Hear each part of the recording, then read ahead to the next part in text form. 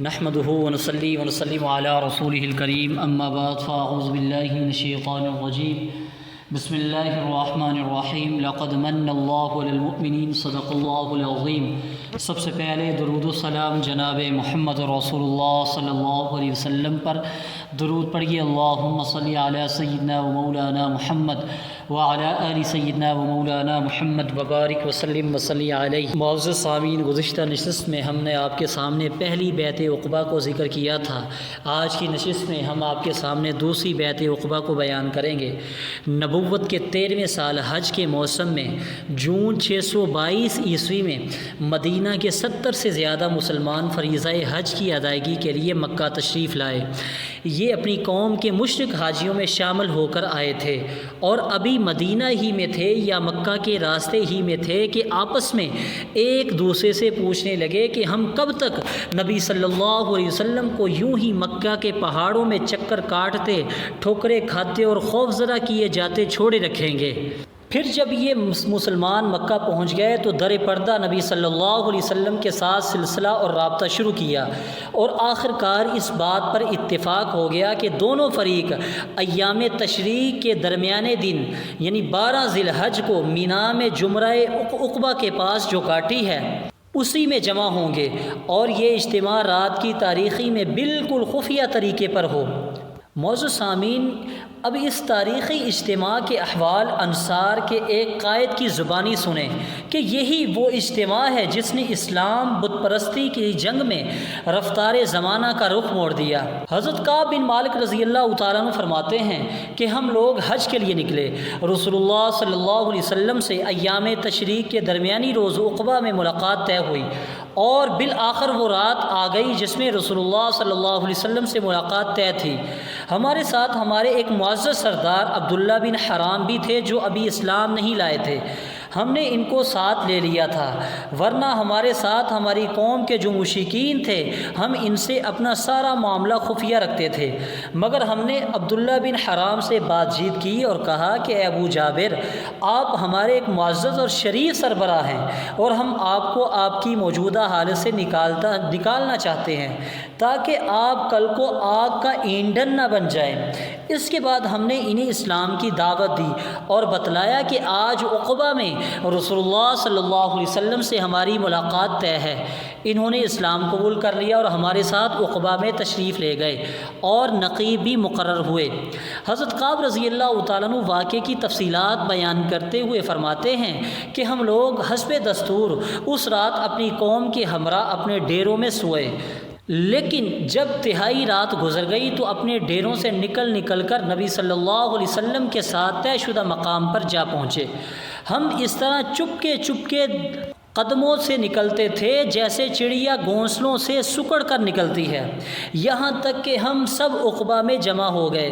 ہماری کل تعداد 75 تھی، 73 مرد اور 2 عورتیں ہیں۔ ایک ام عمارہ نصیبہ بنت کعب تھی جو قبیلہ بنو معزن بن نجار سے تعلق رکھتی تھی، اور دوسری ام منی اسمہ بنت عمر تھی جن کا تعلق قبیلہ بنو سلمہ سے تھا۔ ہم سب لوگ گھاٹی میں جمع ہو کر نبی صلی اللہ علیہ وسلم کا انتظار کرنے لگے اور آخر کار وہ لمحہ آ ہی گیا جب آپ صلی اللہ علیہ وسلم تشریف لائے۔ آپ صلی اللہ علیہ وسلم کے ساتھ آپ صلی اللہ علیہ وسلم کے چچا حضرت عباس بن عبد المطلب بھی تھے۔ وہ اگرچہ ابھی تک اپنی قوم کے دین پر تھے مگر چاہتے تھے کہ اپنے بھتیجے کے معاملات میں موجود رہیں اور ان کے لیے پختہ اطمینان حاصل کر لیں۔ سب سے پہلے بات بھی انہوں نے شروع کی۔ مجلس مکمل ہوئی تو دینی اور فوجی تعاون کے عہد و پیمان کو قطعی اور آخری شکل دینے کے لیے گفتگو کا آغاز ہوا۔ نبی صلی اللہ علیہ وسلم کے چچا حضرت عباس رضی اللہ تعالیٰ عنہ نے سب سے پہلے زبان کھولی۔ ان کا مقصود یہ تھا کہ وہ پوری صراحت کے ساتھ اس ذمہ داری کی نزاکت کو واضح کر دیں جو اس عہد و پیمان کے نتیجے میں ان حسرات کے سر پر پڑنے والی تھی۔ چنانچہ انہوں نے کہا، اے خزرج کے لوگوں، عام اہل عرب انصار کے دونوں ہی قبیلے یعنی خزرج اور اوس کو خزرج ہی کہتے ہیں۔ ہمارے اندر محمد صلی اللہ علیہ وسلم کی جو حیثیت ہے وہ تمہیں معلوم ہے۔ ہماری قوم کے جو لوگ دینی نقطۂ نظر سے ہماری ہی جیسی رائے رکھتے ہیں، ہم نے محمد صلی اللہ علیہ وسلم کو ان سے محفوظ رکھا ہے اور وہ اپنی قوم اور اپنے شہر میں قوت اور عزت اور طاقت اور حفاظت کے اندر ہیں، مگر اب وہ تمہارے ہاں جانے اور تمہارے ساتھ لاحق ہونے پر مصر ہیں۔ لہٰذا اگر تمہارا یہ خیال ہے کہ تم انہیں جس چیز کی طرف بلا رہے ہو اسے نبھا لو گے اور انہیں ان کے مخالفین سے بچا لو گے، تب تو ٹھیک ہے، تم نے جو ذمہ داری اٹھائی ہے اسے تم جانو۔ لیکن اگر تمہارا یہ اندازہ ہے کہ تم انہیں اپنے پاس لے جانے کے بعد ان کا ساتھ چھوڑ کر کنارہ کش ہو جاؤ تو پھر ابھی سے تم انہیں چھوڑ دو، کیونکہ وہ اپنی قوم اور اپنے شہر میں بہرحال عزت اور حفاظت سے ہیں۔ حضرت کعب رضی اللہ تعالیٰ عنہ کہتے ہیں کہ ہم نے حضرت عباس رضی اللہ تعالیٰ عنہ سے کہا کہ آپ کی بات ہم نے سن لی، اب اے اللہ کے رسول صلی اللہ علیہ وسلم آپ گفتگو فرمائیے اور اپنے لیے اور اپنے رب کے لیے جو عہد و پیمان پسند کی کریں لیجئے۔ موضوع سامعین، اس جواب سے پتہ چلتا ہے کہ اس عظیم ذمہ داری کو اٹھانے اور اس پرخطر نتائج کو جھیلنے کے سلسلے میں انصار کی عزم محکم، شجاعت و ایمان اور جوش و اخلاص کا کیا حال تھا۔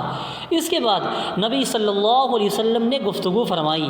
آپ صلی اللہ علیہ وسلم نے پہلے قرآن کی تلاوت کی، اللہ کی طرف دعوت دی اور اسلام کی ترغیب دی۔ اس کے بعد بیعت ہوئی۔ بیعت کا واقعہ امام احمد بن حنبل رحمۃ اللہ علیہ نے حضرت جابر رضی اللہ تعالیٰ عنہ سے تفصیل کے ساتھ روایت کیا ہے۔ حضرت جابر رضی اللہ تعالیٰ عنہ کا بیان ہے کہ ہم نے عرض کی کہ اے اللہ کے رسول صلی اللہ علیہ وسلم، ہم آپ صلی اللہ علیہ وسلم سے کس بات پر بیعت کریں؟ آپ صلی اللہ علیہ وسلم نے فرمایا، اس بات پر کہ چستی اور سستی ہر حال میں بات سنو گے اور مانو گے۔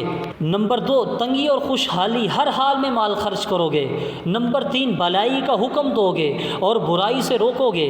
نمبر 4، اللہ کے راستے میں اٹھ کھڑے ہوں گے۔ اللہ کے معاملات میں کسی ملامت گھر کی ملامت کی پرواہ نہیں کرو گے، اور جب میں تمہارے پاس آ جاؤں گا تو میری مدد کرو گے، اور جس چیز سے اپنی جان اور اپنے بال بچوں کی حفاظت کرتے ہو اس سے میری بھی حفاظت کرو گے، اور تمہارے لیے جنت ہے۔ ایک اور روایت حضرت کعب رضی اللہ تعالیٰ عنہ سے مروی ہے کہ رسول اللہ صلی اللہ علیہ وسلم نے قرآن کی تلاوت کی، اللہ کی طرف دعوت اور اسلام کی ترغیب دینے کے بعد فرمایا کہ میں تم سے اس بات پر بیعت لیتا ہوں کہ تم اس چیز سے میری حفاظت کرو گے جس سے اپنے بال بچوں کی حفاظت کرتے ہو۔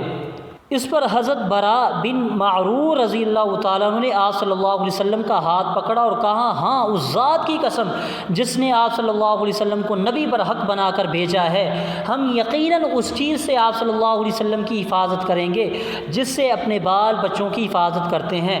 لہذا اے اللہ کے رسول صلی اللہ علیہ وسلم، آپ صلی اللہ علیہ وسلم ہم سے بیعت لیجئے، ہم خدا کی قسم جنگ کے بیٹے ہیں اور ہتھیار ہمارا کھلونا ہے۔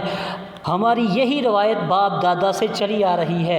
حضرت کعب رضی اللہ تعالیٰ عنہ کہتے ہیں کہ حضرت براء رضی اللہ تعالیٰ عنہ رسول اللہ صلی اللہ علیہ وسلم سے بات ہی کر رہے تھے کہ ابو الحسن رضی اللہ تعالیٰ عنہ نے بات کاٹتے ہوئے کہا، اے اللہ کے رسول صلی اللہ علیہ وسلم، ہمارے اور کچھ لوگ یعنی یہود کے درمیان عہد و پیمان کی رسیاں ہیں، اور اب ہم ان رسیوں کو کاٹنے والے ہیں، تو کہیں ایسا تو نہیں ہوگا کہ ہم ایسا کر ڈالیں پھر اللہ آپ صلی اللہ علیہ وسلم کو غلبہ اور ظہور عطا فرمائے تو آپ صلی اللہ علیہ وسلم ہمیں چھوڑ کر اپنی قوم کی طرف پلٹ آئیں۔